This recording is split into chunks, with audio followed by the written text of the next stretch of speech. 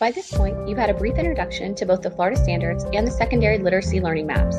Now let's talk about instructional best practices in reading. In Polk County, students who do not meet grade level proficiency on the FSA take an intensive reading course. Using a blended learning model, intensive reading teachers provide targeted, differentiated instruction to help students accelerate and strengthen their reading skills. So where do we begin?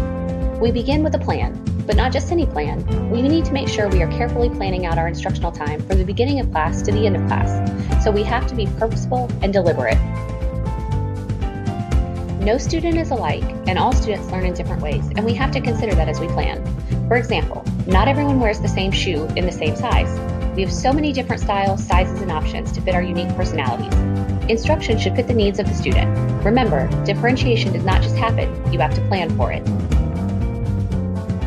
Before you start to plan, let's take a look at the framework.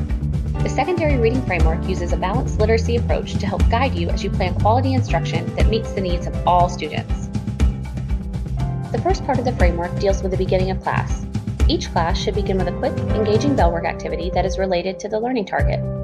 The ultimate goal here is to make the learning visible to students. What are the students learning? Why are they learning it? And how will the students know when they have learned it?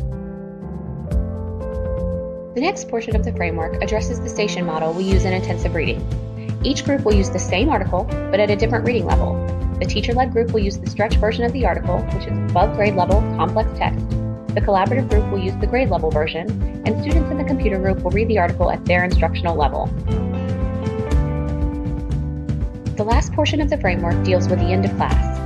Whether the class period is ending or you are ending a lesson, you should close out each class with a quick, engaging way that shows what students learned that day. This can be a formal or informal check for understanding, but it should relate back to the learning target. Don't forget to ask your school-based literacy coach for help. Your coach is a very valuable resource, and they can help you with any questions you may have regarding the reading framework. Don't forget to visit the secondary literacy page in Moodle. Here you can find additional resources and tools to help you as you plan for the year.